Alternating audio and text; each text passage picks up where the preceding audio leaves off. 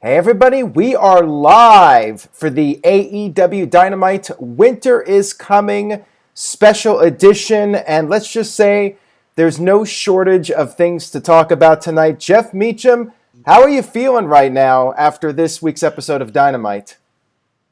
After this whole day, it's shell shocked is definitely an understatement of the freaking year. Just as our dearly departed would say, today was banana. Yeah, so let's talk about that real quick before we get to AEW Dynamite. Unfortunately, we lost a great name in the wrestling industry, Pat Patterson, who passed away at the age of 79. Of course, Pat was the first Intercontinental Champion and a huge wrestling draw in the San Francisco area going back to the 60s with Ray Stevens, the Crippler. And Yes. later on, he became one of Vince McMahon's right hand men.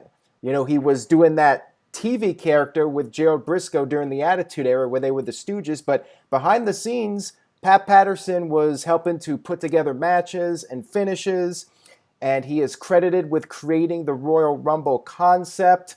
A huge loss for wrestling, no doubt about it. Any thoughts you have about Pat Patterson? I've been on this is my third show today.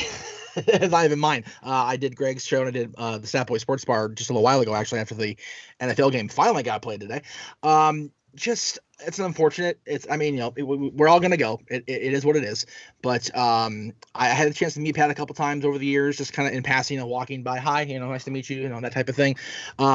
Just genuinely sweet person, very nice guy, and again, finishing genius. He like everybody that's talked about him today has said best finisher guy in the history of the business. And the fact that he's credited with the Royal Rumble is really what is has made the road to WrestleMania a thing.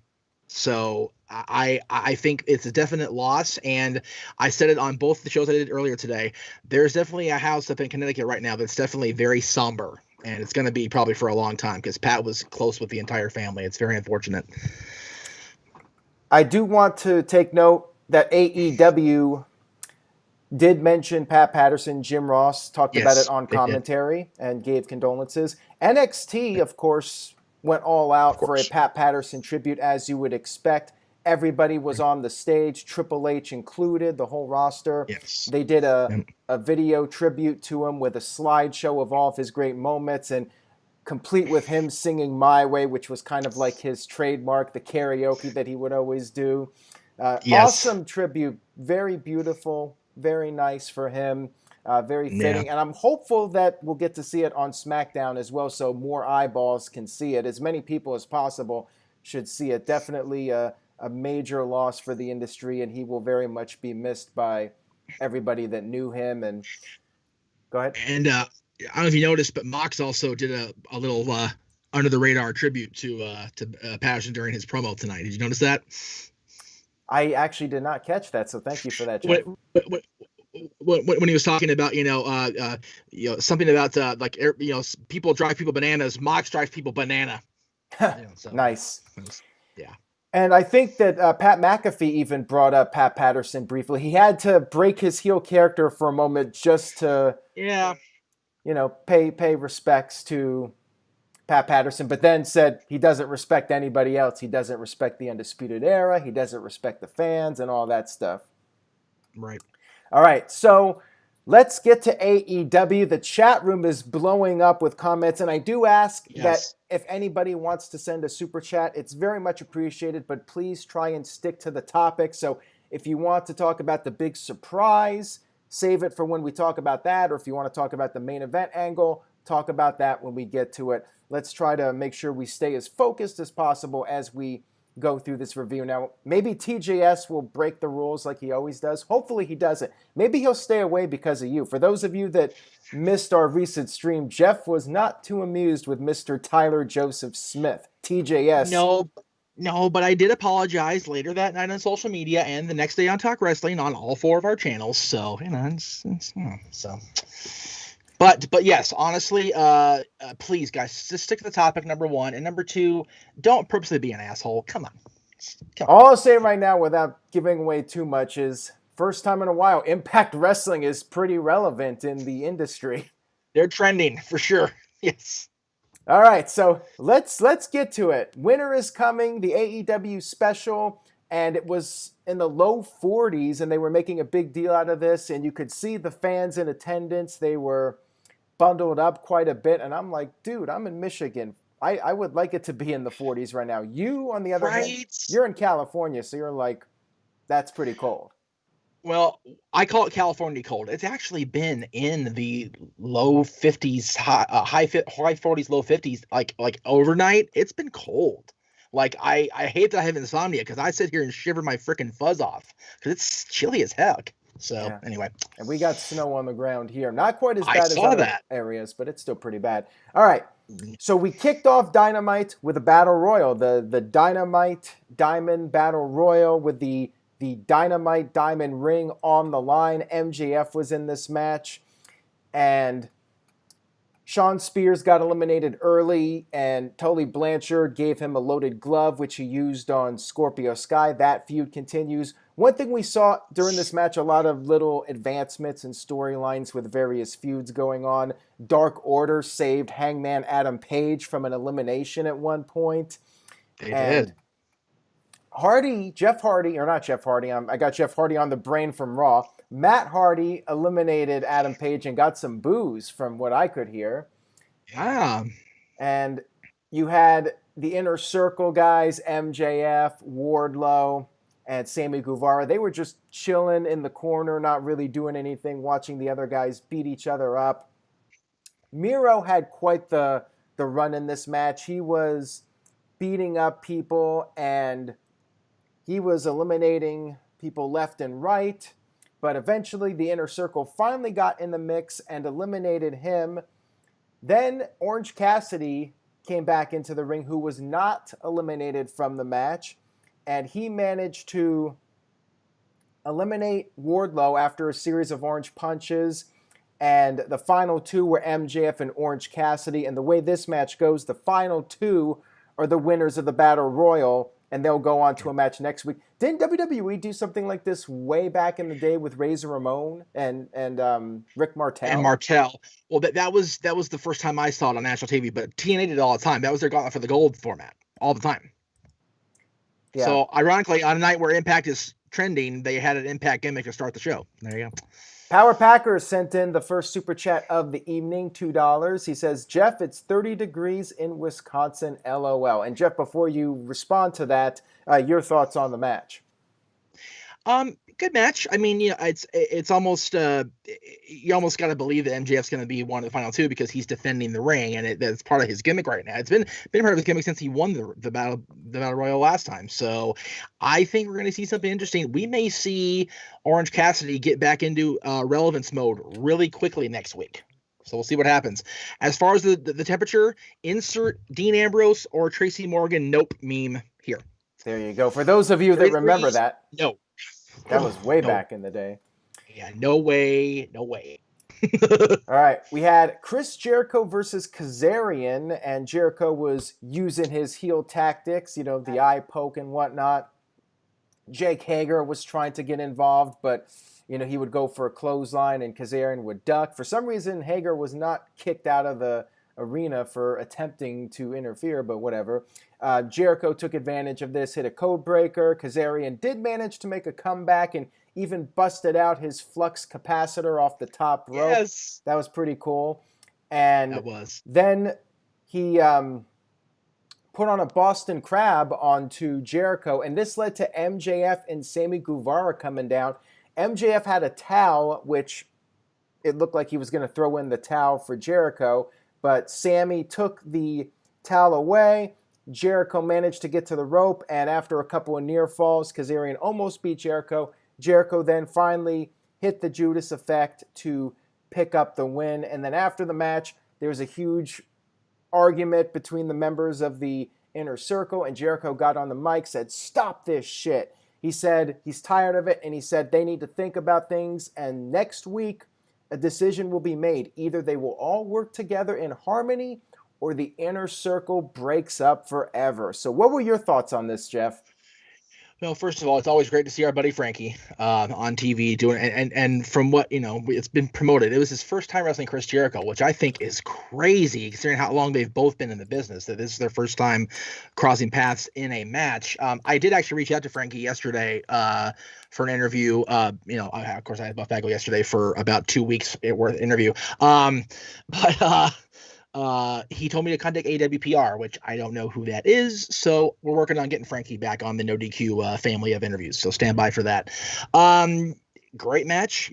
Frankie and Chris can do great things all the time. And Chris Jericho, for his old 40, whatever, 50 years old, which I don't think is old, but he does great things all the time. Frankie, the flux capacitor, man, we saw that live. How many times, Aaron? Right? Quite a few. Just for quite a few over the years, but it was great to see Frankie get that close.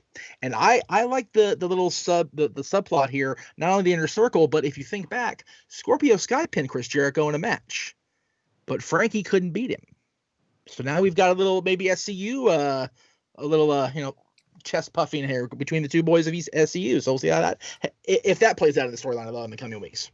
So seeds planted aplenty. Absolutely.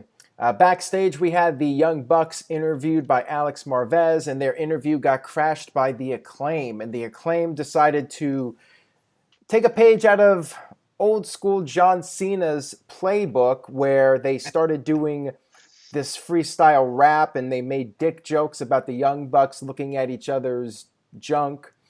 And Matt was even like, didn't somebody else used to do this gimmick? And that led to the Hybrid 2, your buddy Jack Evans coming in with the sneak attack on the Bucks, and Daniels and Kazarian made the save. So it looks like we have a tag match, Bucks versus the Hybrid 2 next week, and then I'm guessing we'll get like an 8-man at some point based off of this segment. So any thoughts on this? I mean, it was not really a throwaway because I didn't think anything tonight was a throwaway, but just I'm curious to see where it plays out. Now we've got the Hybrid 2 and the Bucks, because Jack has worked for the Bucks so many times over the years, so it's going to be cool to see those three and Jack's partner do their thing next week. It's going to be fun. Now, for those of the people in the chat room that don't know, what's the deal with Jack Evans? Okay, well, I haven't talked to Jack in a very long time, so I don't know what the current thing is. No beef at all whatsoever. Jack and I actually go back a long time. We met at PWG when he and I were hosting the old No DQ show back in the day, and we actually became very close. And my son's mother actually named Jack Dylan's godfather. Very cool. That's since changed because he lives in Mexico full time. When we're not in a quarantine, that is. And I've barely seen him, as has my former significant other. So we're still close. We're still buddies and everything, but the whole dynamic is definitely different. No beef whatsoever, Ryan. Zero beef. I love Jack. I miss Jack. I do. So. And by the way, congratulations on that Buff Bagwell interview. Great response to that. Everybody loved that interview. I was so happy, and it's funny. We were doing the trivia thing last Friday. We had almost 100 people in that room all throughout the post game. I was crazy, but the fact that we had Buff on yesterday for 4 hours and more than 40 people stuck with us most of the way, I thought was just tremendous. I thank everybody so much for sticking with me the entire. I didn't realize how long it had been until I actually hit off and hung up with Bagwell. I looked at my phone and went, holy shit. You and I have been together my entire career. Never done a 4-hour show ever. Right. Except for not too many 4-hour live interviews with any wrestlers that I can recall. I mean, that is insane, and so much was covered. So if anybody's interested in a lot of the stories in WCW with Buff Bagwell, and he was around for a lot of the big moments in WCW, most of them, as a matter of fact, go check out that interview. We didn't bring this up really in detail, but he told me, I mentioned it during the thing. He's another 30-year guy this year. So along with Jericho and RVD. So he was in WCW in the system in 1990. So he was there for the entire rise and free fall of the company. Oh yeah. So yeah, he saw it all. And he, of course, had the thing with the WWF briefly, and we did talk about that. And he was very eloquent about the fact, well, for most of it, about the thing with JR, because he's talked about a lot over the years, but he really just went in detail of what the actual situation was. So I am very curious and wishing that JR would reply and let me know what his side is. Kevin in the chat room, I guess you haven't watched my stuff lately, which is fine. I get it. It was a false positive the entire time with the COVID. The clinic gave me a false positive. I went back home in August and came in this chair with this computer and laid into that clinic. So I'm all good. Just a little chilly here in California for me right now. And the one and only Caleb Jacob says, with a $3.51 super chat, says, what is next for Christopher Lloyd? Is he gonna, or what's next? Is Christopher Lloyd going to make a cameo? You would like that, Jeff. Well, I mean, you can check cameo.com and see if he's on there. I mean, but yeah, it was really fun. Again, it's crazy. Like I had, Daniels and Kurt Angle on the post game last week. We had Buff Agwell on yesterday. It's funny. It's kind of like WCW week this week on my channel. So we'll see how things play out. But yeah, a lot of fun, and I hope for more interviews because I miss doing that. I miss the old XMV days of doing interviews with everybody. It was so much fun doing that stuff. So there you go. Make sure you guys stay tuned. Perhaps Jeff will have some more tricks up his sleeve in the future. You never know what's up here, kids. All right, let's get back to Dynamite. We had Britt Baker versus Leia Hirsh, who goes by legit Leia Hirsh. She's not a boss, but she is legit. That's right. Now, what are your thoughts on her? Do you think she has some potential in AEW? I honestly think that anybody they bring in at this point needs to have that potential. I don't know if Miss Legit has it yet, but there's definitely some good there. We talked. I don't know if we talked about it on your channel, but we talked about it on my channel a couple weeks ago. They need to get the title around Britt Baker's waist like now, and just strap it to her and send the rocket forward. Because she is the best thing about that division in that company right now anyway. So, yeah, she is tiny, and Britt Baker was making fun of her height, but you know what? Yes. Layla Hirsh can put up a fight, and that she did. She did. Reba was getting involved and actually took a bullet for Britt at one point during the match. And later on, towards the finish, Reba got on the apron, and Britt took advantage of this. Pretty standard stuff with the manager getting on the apron and causing a distraction. Britt Baker hit a twisted neck breaker and then put on the lockjaw for the submission victory. After the match, Thunder Rosa came out and attacked Britt. Referees separated them, and Layla even got to suplex Reba to get a little bit of revenge. Jerry Lynn ran down to try and help matters, and it was kind of funny because they did the pull apart brawl and then everybody started chanting Jerry, so it's like Jerry Springer but for Jerry Lynn. I thought that was kind of cute, and it was a decent segment. I liked it. I had no real issues with it, and for once the women's segment was earlier on the show. Like every week it was like at 9:25, 9:30, but this week it was earlier because the main event obviously went very long. Yes. So any other thoughts on this? No, but chat room, please get ready to shame. What happened? Read it. Oh, read it. Just read. TJS has arrived.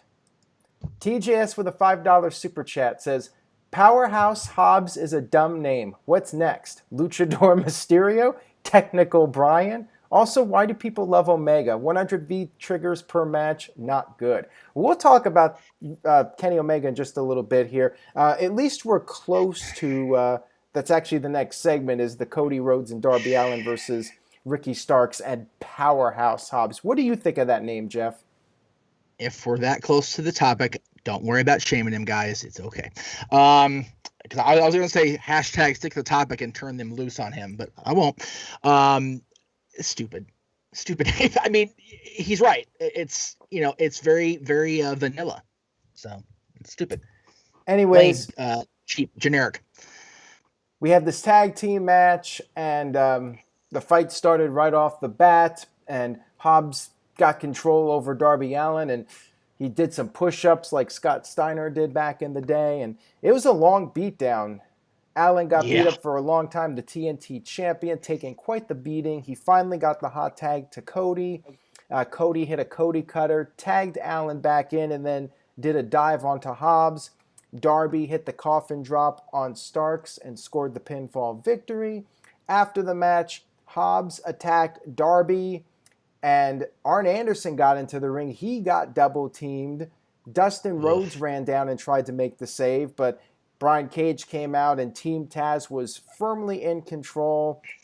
And Hobbs was about to use the FTW title when all of a sudden the lights went out. And take it away from here, Jeff. What happened? Winter came in spades. Oh my God. We had a mysterious crow on the video screen, for lack of, I don't know, it's not a Titantron, so I want to call it that. It started snowing inside Daly's place, and out walks the icon, the vigilante, whatever you want to call him. I put it on Twitter very simply. Ladies and gentlemen, this is Sting. First time on TNT in almost 20 years. Yeah. Like, crazy. Tony Schiavone's reaction was pretty epic. Schiavone lost his mind. But, you know, Tony was always super close with Sting back in the day. I mean, they were both, well, Tony was away for a year, but they were pretty much, you know, Crockett WCW lifers. So, you know, there's a kinship there. And JR, who worked closely with Sting too before he went to the WWF, that was a huge moment for everybody. It was really cool. And, you know, it's so weird. Virtue writes this article about Never Say Never on NoDQ.com. I have Buff Bagwell on the show yesterday. Out walks another the WCW icon. Just crazy week in this business, for sure. I thought we were possibly going to see Sting at Full Gear, but that did not happen. I wasn't expecting him to show up on this show. Very nice surprise to see him, and I have to say, very smart idea to bring him in on this show right before the main event, because what happened? You got everybody on social media talking about it, and people that might not be following AEW, they're like, well, maybe I'll tune in and see what's up. And they're tuning in, and there's a world title match, and they'll stick with it. So I thought this was very clever to do this as far as trying to get more eyeballs on the product, and in particular the world title match. We'll see if it pays off for AEW. If they pop a big number for this, definitely got a lot of buzz, that's for sure. And it's very rare that Tony Schiavone loses his voice, but it did. Robbie Weiss, his voice was wavering hard toward the end of the main event because he was so excited. Yeah, and you know, some people are mocking it, saying he's a nice up and comer. The thing is, he's coming in. I don't think he's going to wrestle. I think he's coming in to help get some buzz for AEW. Why not? If he's coming in and other people are being elevated because of it, then I think it's a positive. Now, if he starts taking the spotlight from everybody, then I can understand the criticism. Oh, jeez. Apparently, Impact Wrestling's website crashed. Maybe not. I'm not sure. But somebody said they had trouble getting onto Impact's website. Maybe it just doesn't work normally. Oh, we got people in the chat. I got. Okay. All right, thanks, Jeff. Okay. So yes, moderators, please pay attention. I'm on the air. I can't do it by myself, guys. Come on. Yeah. Well, yeah. It's awesome that again, if Sting's brought in for the right reasons, like you said, to elevate, I'm all about him being anywhere to elevate, anywhere. So go for it. Yeah, so Sting came into the ring, and you know, he had a stare off with Cody, he had a stare off with Arn, he had a stare off with Darby. I liked how they milked it and had him, you know, have a nice glance with each person in the ring. I thought it was a really nice debut. That's how you debut somebody. Way better than Miro and how he was used when he came in. Oh Lord, yeah. Well, but again, Miro's not Sting. I mean, Miro is awesome. I love Rusev, Miro, whoever, but he's not an all-time legend. And Sting's going to make an impact on this company. So hopefully, and again, it's funny with the Impact thing that Sting is here now. So we'll see what happens come Tuesday. Like we thought, we'll talk about that later. So yeah. Hikaru Shida was interviewed backstage, and there was apparently some kind of sound, and she got thrown off, and she asked if they could start the interview over, but Marvez was like, "We're live, pal." And yet he actually didn't say that right. exactly, but right. basically that's what it was. and she just took her leave. She was done. So apparently she's getting spooked out by Abadon. And what do you think about what they're doing here with Shida being scared of Abadon? This is where we go back to the AEW women's division is just kind of there. I mean, it's hokey even for that. Like, I get the Abadon thing is popular right now, but just like I don't have any fondness for it, or the trying to put Hikaru Shida in that moment. It's just weird. It's just a little bit too off for me. Yeah, I would say I'm more invested in what's going on with Thunder Rosa and Britt Baker. Yes. And I do like Thunder Rosa actually being directly involved with the AEW stuff, not just being the NWA, latching NWA into the situation. It's Thunder Rosa has beef with Britt legitimately, which goes back to social media, which again, we live in an age where social media beefs get brought in. It's beautiful. So. But, I mean, never say never with Sting wrestling. We'll see what happens with that. I feel like it's probably not a good idea, but you never know if they try to milk one match out of him. Well, but you know what? And again, we'll talk about Sting, I'm sure, more in the coming, probably tomorrow on the review. But the fact was he had the same diagnosis as Edge did, and Edge came back. Well, so Sting is also a lot older.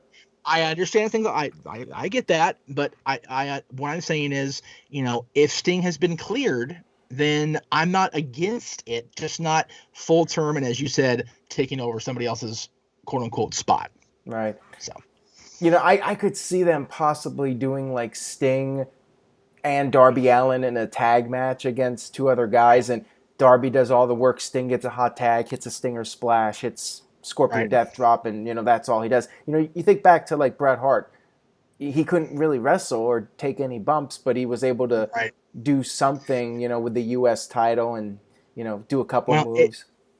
Again, you have to be choosy what you do. I mean, they brought Randy Savage into TNA back when we were down in Florida watching the pay-per-view. He came down in the last 30 seconds of the match. It's really just depends on what you do with Sting and how you utilize the name alone, let alone the in-ring action. So there's a lot of what ifs going into this. So, all right, and let's move on here to our main event.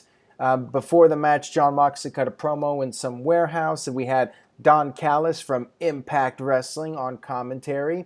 This match started around 10:30, or not 10:30, 9:30, with about a half hour of TV time left. And they even said that if this went over, they would have an overrun and it would continue until there was a winner, which made me think they were going to go like 15 minutes over, but they actually did not. They actually did end on time, interestingly enough.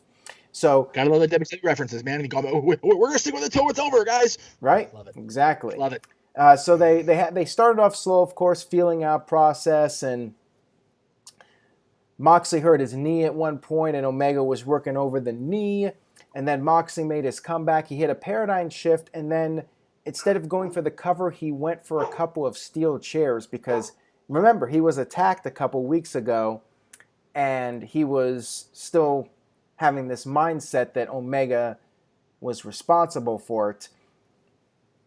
Now, the two of them ended up sitting on the chairs. They would throw punches back and forth, and then Omega hit a V-trigger, knocking Moxley out of the chair, continued to go back and forth, and then Moxley hit a second paradigm shift, went for the cover, but Omega kicked out. And then Moxley went for a suicide dive to the outside and got hit with a V-trigger coming out, and Omega got him back in the ring and hit a tiger driver, got a near fall. Omega then got knocked to the outside of the ring again, and Moxley took Omega, hit a paradigm shift onto the heaters that they had set up because, it was in the 40s out there, and they had the heaters there to keep the wrestlers warm, I guess. But yeah, Moxley with a paradigm shift into those heaters, and the referees came down, a trainer came down to check on Omega. Don Callis was very concerned. Moxley wanted to finish off Omega, though, so we got him back into the ring. And then Don Callis got up by the staging area, and he was grabbing the mic. He was going to say something. Moxley got distracted by this. He ended up shoving Callis, and Omega took the megaphone, and he nailed Moxley with the megaphone. Moxley was busted open, wearing the crimson mask, and then Omega hit a series of V-triggers, like 4 or 5 V-triggers on him, and then finally hit the one-winged angel. 1, 2, 3. Kenny Omega is the brand new AEW World Champion, the third AEW World Champion after Chris Jericho and Jon Moxley. But of course, the big story was Don Callis. After the match was over, the two of them started celebrating, and the announcers were saying, wait a minute, what's going on here? And it looked like that this was all a setup, that maybe Don Callis was the person responsible for that attack on Moxley. And Omega and Callis were in cahoots all along. The two Canadians were working together to screw over Jon Moxley, and they hightailed it. They ran out with the championship. Tony Khan was there like, what the hell is going on here? And everybody in the back was like, what's going on? They ran out, but they were interviewed as they were leaving. They were trying to get into their car and speed away, but they were briefly interviewed, and you had Callis say, they're going to have an explanation. They're going to explain what's going on here, and you'll have to find out this coming Tuesday. And I was thinking at first AEW Dark, but then he said Impact Wrestling, and I'm like, what? I have to tune into Impact Wrestling on Tuesday to find out what the follow-up of the storyline is. So yeah, that was quite the ending, and I was not expecting that. What were your thoughts on all this, Jeff?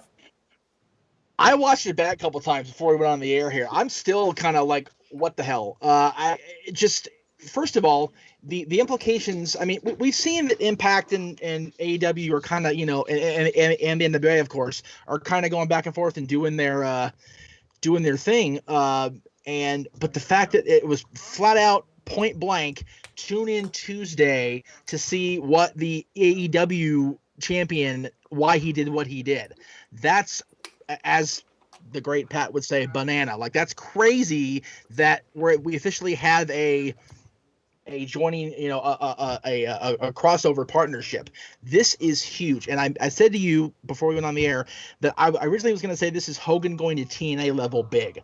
This is bigger than that. This really is. And it's especially bigger for TNA or Impact now, because Impact, it's no secret, Impact has been struggling immensely in the wake of the Hogan debacle 10 years ago. It was so bad for them on so many levels, and they've been just kind of putting along here in recent years. But now they have the AEW World Champion and one of their EVPs, who's also I found it funny that he was no longer an announcer this last week, that he was replaced by Matt Stryker. So I wondered why. Now we know why. So it's going to be a very interesting rest of this week going into Tuesday. Yeah, and I'm not sure if this is going to amount to anything big long term. This might just be a one-off thing to, give Impact Wrestling a little bit of publicity and have a working relationship. It might be the beginning of something more in the future, but I think we're going to have to wait and see where this goes. And they definitely got me intrigued by this. And to come to the chat, yes, I realize Impact's been making big gains, and they've been having good things happen, but they haven't been at the level that they were at when they first came in at all. I mean, that was, again, 18 years ago, like we were. But they got up pretty high. Did they get where they wanted to get, or we thought they were? No, they were never a serious threat to the WWF's WWE. But they were distinctly the number 2 company in the world at one point, and they've not been there for quite a long time. Yeah. And any rub from AEW, which is the hottest commodity in wrestling right now, if you're not WWE, obviously, is big for them. And I think, and again, people are gonna crap on Kenny Omega. You like him or you don't. I've noticed that. Having Kenny Omega, who has been a buzz name in wrestling the better part of this last decade, on your show is huge for any company. So Impact should benefit very well from this Tuesday, if he's even there. It may just be Don, spouting off and Don being there by himself, which would be a really nasty swerve to throw, but it wouldn't surprise me either. We do have a super chat here from Santos. He sent in $2. Thank you for that. He says, could we now see EC3 and the Good Brothers on AEW? Well, EC3 is no longer with Impact right now. He's working with Ring of Honor, but we could potentially see the Good Brothers if this amounts to anything, which we'll have to wait and see. I'm still wondering if this is just a one-time thing. He'll show up and then it'll just go back to business as usual, but we'll see. Right. Well, again, if it is a full-on partnership or a talent exchange or cross, whatever you want to call it, if that's the case, then yeah, anything's possible. We could see Giles Anderson be with AEW for a one-off or a couple of shows. We could see a lot of AEW talent crossover. I mean, we're going to see the World Champion in theory on their show Tuesday night. And again, not to dig the company, but the Impact Wrestling champion is Rich Swann, who, yes, he's a great wrestler and a decent name, but his name is unfortunately more known for controversy rather than talent.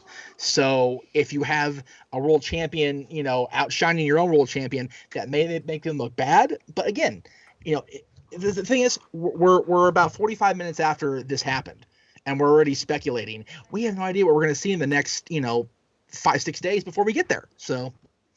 All right, so overall, what would be your letter grade for this episode of Dynamite? In chat room, give me your letter grade as well. Yeah, I would definitely say an A. I mean, there's it's a lot of impact moment. Not trying to be punny again, but a lot of huge impact moments on this show that really made everybody like you said. They started the World Championship. They preceded it with the arrival of Sting on TNT for the first time in almost 2 decades. So they did everything they said, everything they should have done. They had buzz, they had great matches, they had good segments, they had a huge moment of an arrival, and they had a title change in the main event for the world title. So that's huge. And Shivani had a big cockamouth at the end, calling it bullshit. That's shame on you, Tony. Yeah, he did. So yeah, I guess that means Omega's now a heel because this was all a setup. And well, when Tony Schiavone closes the show with a curse word, it's a heel turn. So yeah, exactly. Going back to the Hogan thing, of course. We have a lot of A's across the board. Kim Hall, Nick Lavin, Nicholas, and Israel. Actually, Israel gives it an A-, but the other 3 give it an A. And Shutterbug Fan with an A. Ma W with an A. Brian gives it an A+, and Curtis Butler with a B, and Michael Gonzalez, not quite as impressed, with a C, and Ace and his familiar Vlogs with a C. Well, I'm going to go with a straight A as well, Jeff. I really enjoyed the show, and I think they did very well as far as getting a lot of buzz and people talking about AEW, and the question is, what's the follow-up? Can they keep this momentum going? Sting is going to be talking on next week's show. We'll see if they can keep those numbers high. We'll see if this week's show does a big number. I think people are hoping that they can hit that 1 million mark this week. If they don't, I mean that's a bad sign that it's going to be really tough for them to get that kind of number again. If with this kind of show they cannot pull it off, We'll see next week too. If people tune in and there's positive word of mouth about AEW, it's going to be very interesting the next couple weeks. Yeah, we've been talking for a long time, you and I, off air and a couple times on the air with different panelists in there with us. We have been waiting for wrestling to have buzz, like really legitimate, honest to goodness, positive buzz again. Folks, here it is. Absolutely. You had one of the most beloved people in the history of wrestling, and a guy that I have so much respect for and tried so hard to get on the show many times over the years. Sting is now with the number 2 company in the world, and you've got a very buzzworthy, controversial main event championship match to end the show tonight. So it only goes crazy from here. All right, Jeff. So that wraps it up for our thoughts on AEW. Now, what happened in the main event of NXT? Do you know the finish? Because I was so focused on AEW, I completely missed the end of NXT. I did not see the finish. I'm going to go ahead and try to hop on there real quick and see if I can pick up something without having to go through a freaking hassle. So I guess just stall for a second. Okay, I'll stall for a second. We got the pay-per-view coming up this Sunday, the War Games pay-per-view. And I'm not sure when we're going to do predictions. We might do it on the No DQ review, but no final decision has been made on that. We might just do some quick picks for it. But we will have our predictions at some point for that pay-per-view. For what it's worth, I did my predictions on Monday. So if you want me on the review, kind of a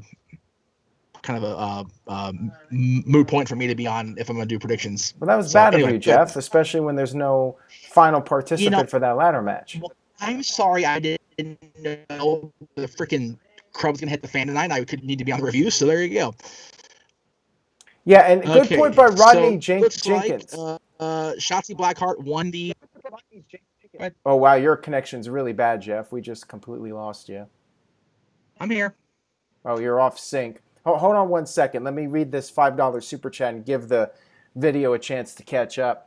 The Game is on 100 sent in a $5 super chat. Says 61-year-old Sting in AEW ratings will not increase to much due with NXT on Wednesday as long as WWE is on. I disagree, but okay. All right, so go ahead, Jeff. What happened? Okay, so let me see if I can again do this without any hassle. So Team Shotzi won her match over Raquel in the ladder match main event tonight. The main event featured interference from both teams, and it looks like the final person in the match is going to be what we all predicting over the last week is women's champion Io Shirai will be in the War Games cage with Shotzi and Ember and Rhea. Interesting. So the faces will have the advantage in that ladder match. Which is very odd for a War Games match. Yeah, that usually doesn't happen. No. War Games is designed to have the heels get the heat for 40 minutes or whatever, and then have the baby faces make the epic comeback. So, all right, so we'll see. On that note, we'll go ahead and wrap this up. Jeff, go ahead with your plugs. Anything you would like to plug or promote? Just JeffMeachernetwork.com. I think Aaron has the Anchor thing still.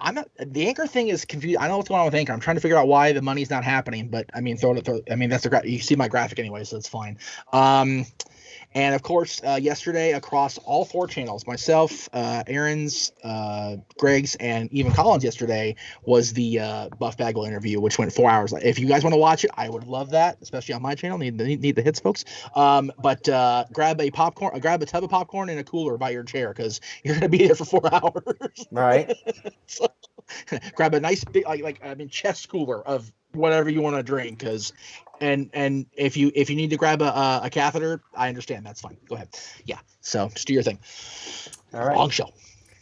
Yeah, it was definitely an informative interview, though. I will say that much. Very in-depth. I highly recommend checking it out, and follow Jeff Meacham at jeffmeachamnetwork.com, and make sure you guys subscribe to his YouTube channel and go on Anchor to check out some of his different shows on that platform. Yes, all the shows are on both platforms. I'm working on getting the shows for this week uploaded because it took a while to download the audio file because they're so huge. So I haven't had one show this week go under an hour and a half, so I'm all pooped. All right, and make sure you guys stay tuned to NoDQ.com for the latest news coming off of this week's Impact AEW merger or whatever it is for now, or what would it be? Just like a partnership, right? Or maybe a partnership. I would say a partnership, possible crossover. And to answer Curtis in the chat room, you'll have to watch the show and see, brother. Yeah, crossover, that's the term I was looking for. Crossover is a good word. Crossover is a good word. There you go. Yes. All right, so stay tuned, everybody. Stay positive, be safe, and we will see you guys next time.